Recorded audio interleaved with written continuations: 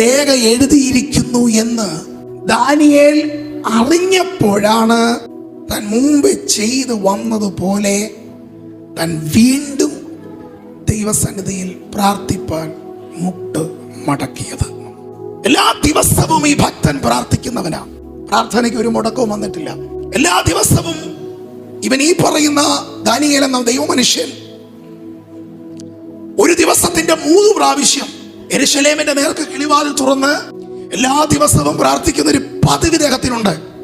എന്നാൽ രേഖ തനിക്കെതിരെ എഴുതിയിരിക്കുന്നു എന്ന് അറിഞ്ഞപ്പോ എല്ലാ ദിവസവും പ്രാർത്ഥിക്കുന്ന ഈ മനുഷ്യൻ ഒരു ദിവസം പോലും ഒരുപക്ഷെ മുടക്കം വരുത്താത്ത പ്രാർത്ഥനാ ജീവിതമുള്ള പ്രാർത്ഥന മനുഷ്യനായ ദാനിയേൽ തനിക്കെതിരെ ഒരു രേഖ എഴുതപ്പെട്ടിരിക്കുന്നു എന്നറിഞ്ഞിട്ടും തനിക്കെതിരെ എഴുതപ്പെട്ട ഈ ഒരു രേഖയ്ക്കും തൻ്റെ പ്രാർത്ഥനയ്ക്കോ തൻ്റെ പ്രാർത്ഥനാ ജീവിതത്തിനോ തൻ്റെ പ്രാർത്ഥന സ്വഭാവത്തിനോ അതിൻ്റെ ടൈം ടേബിളിനോ ഒരു മാറ്റം അഥവാ ഒരു കോട്ടം വരുത്താൻ ഒരു രേഖയ്ക്കും കഴിഞ്ഞില്ല.